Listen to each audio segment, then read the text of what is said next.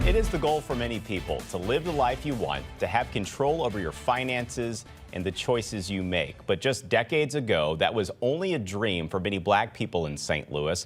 But a protest in the 1960s in the heart of the city restored the ability for black people to achieve financial freedom. First Lord 4's Taylor Holt explains. I have a dream today. Martin Luther King Jr.'s March on Washington, 1963. Baseball refreshing itself once more. Jackie Robinson's Major League debut, 1947. Big milestones ingrained in black history, in American history, paving the way for other change holding just as much weight. There has been struggle that has brought about change, but it's almost like it's invisible. Change Percy Green was a part of. They know more about Jackie Robinson and his situation with the Brooklyn Dodgers than the Jefferson Bank protest here in the city of St. Louis. What goes through my mind is how much of this is still unknown by both communities, both black and white. Those priceless snapshots in St. Louis history, still vivid memories for Green, pointing to the people and places his feet stood firm. He was on the front lines fighting for civil rights and a key part of the Jefferson Bank protests in the 1960s. Prior to that time, there was an incident in East St. Louis pertaining to the banks. They were protesting that the banks were not making loans to black businesses and not servicing the black community there. Green, a member of the Congress of Racial Equality, or CORE, says it raised the question about Jefferson Bank in St. Louis, which had moved from a mostly black community to a predominantly white area. CORE sent some representatives to Jefferson Bank to inquire about black employment, only to learn that Jefferson Bank had moved and whatever few blacks that they had was no longer there, thereby causing CORE to make a demand of 4 black tellers. The bank refused, sparking the Jefferson Bank protests on August 30th, 1963. Please leave our premises forthwith. We conducted a daily picket line there at the bank.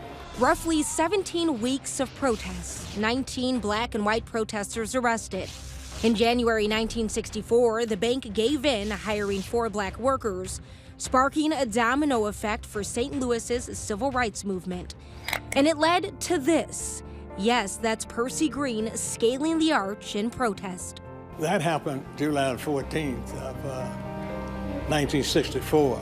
Construction of the arch started in 1960, but when Green and others found no black contractors were working the job, they questioned the general contractor, who said they couldn't find any qualified black people. Eventually, discussion broke down, and we decided that we had to carry on some form of direct action.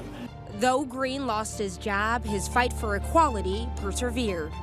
As a result of protests, and especially civil disobedience, I saw a change.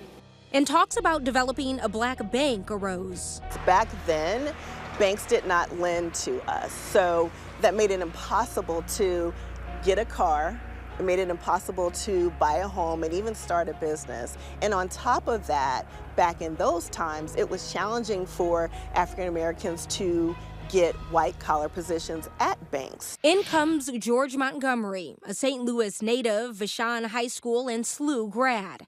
His daughter telling his story. He gathered group minority leaders that were in St. Louis, and they had those initial meetings in his living room where they pulled their heads together and they developed their strategy and their plan. The founders, with backgrounds from business to medicine, started Gateway National Bank, the first and only minority-owned commercial bank in Missouri, in June 1965. Kelly remembers her first experiences at the bank fondly.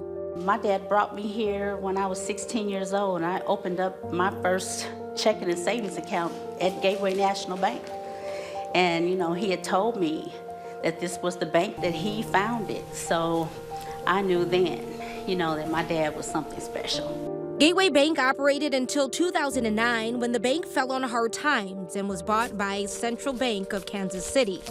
Then in 2012, the bank announced its closure. It was something that we knew we wanted to get in and save because the residents of North St. Louis City truly deserve that. In 2016, the bank opened back up as St. Louis Community Credit Union with a goal to preserve Gateway's history.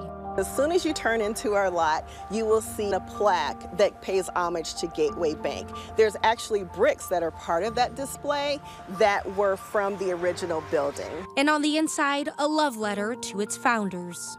When you go into our lobby, we have a display of the courageous founders up for everyone to see. Today, the credit union is recognized as one of the nation's largest Black-owned minority depository institutions. Everyone deserves, no matter what your zip code is, what color your skin is, everyone deserves to have access to financial dignity. More than 60% of their membership is people of color, though past historical inequities still ring loud. In fact, Black families own about 23 cents for every $1 of white family wealth on average. So that racial wealth divide is real. The work to bridge that divide continues, but the foundation's been set. For me personally, standing on the shoulders of the people who came before us speaks volumes.